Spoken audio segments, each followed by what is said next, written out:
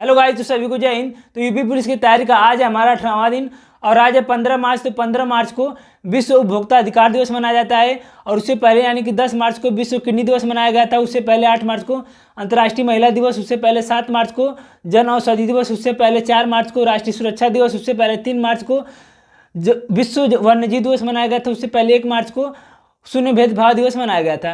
तो ये है हमारे मार्च की वजह जिसको आपको एक बार रिवाइज कर लेना है। उसके बाद आज का हमारा जो परिवाची है वो है पक्षी। तो पक्षी का खग, विहग, विहंग, नभचर, गगनचर, खेचर, द्विज, अंडज, पखेरु, शंकुत, पतंग, पाखी। तो ये हमारा पक्षी का परिवाची हो गया। इसे आपको अपने कॉपी में नोट कर लेना है और इसे अच्छे से आपको रिवाइज कर लेना है। तो आप लोगों से एक बात करनी है कि आप लोगों में से बहुत से लोग ये कह रहे थे कि मानसिक अभिरुचि कहाँ से पढ़ना है और कब पढ़ना है।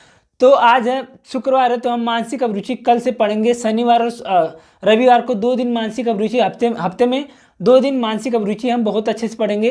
तो आप लोग कल के लिए तैयार रहिएगा। हम लोग कल मानसिक अभिरुचि पढ़ेंगे।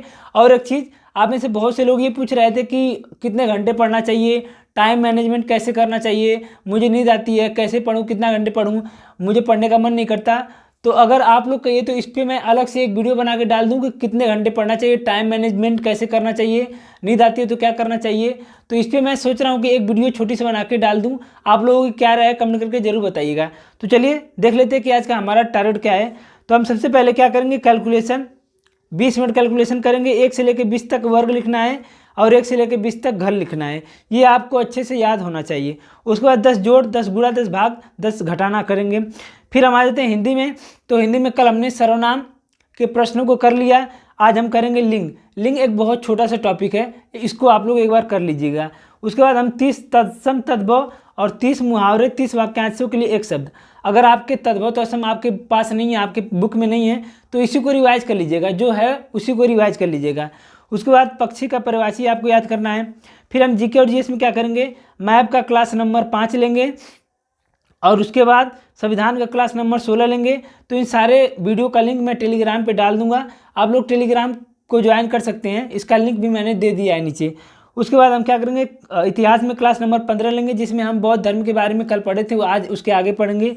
उसके बाद यूपी जीके का क्लास नंबर 9 लेंगे।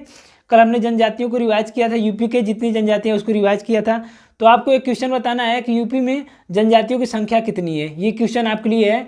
अगर आपने सच में पढ़ा होगा कल तो आप बता सकते हैं कि उत्तर प्रदेश में जनजातियों की टोटल संख्या कितनी है, ये आपको कमेंट करके बताना है। उसके बाद हम आ जाते हैं मैथ में। तो मैथ में 20 क्वेश्चन करेंगे प्रतिशत के।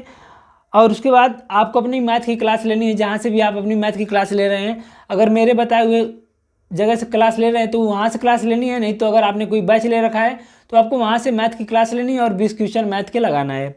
और उसके बाद रीजनिंग में क्या करेंगे, एसएससी के 2 प्रीवियस ईयर के सेट लगाएंगे और यूपी कांस्टेबल के रीजनिंग के लिए अगर आपको क्लास वाइज डेली एक चैप्टर खत्म करना है तो टारगेट विद अंकित पे जो पीके सर हैं वो फ्री में करा रहे हैं और बहुत अच्छा से करा रहे हैं। तो उन्होंने कई सारे क्लास खत्म कर दिया है, तो आप उन्हें ज्वाइन कर सकते हैं। टारगेट विद अंकित पे पीके सर रीजनिंग का क्लास ले रहे हैं। उसके बाद स्टैटिक में हमें क्या करना है, हमें 2 संगठन आज याद करना है। यूएनडीपी, जिसका फुल फॉर्म होता है यूनाइटेड नेशन डेवलपमेंट प्रोग्राम, इसकी स्थापना 1965, मुख्यालय न्यूयॉर्क में, अध्यक्ष अचिम स्टेनर।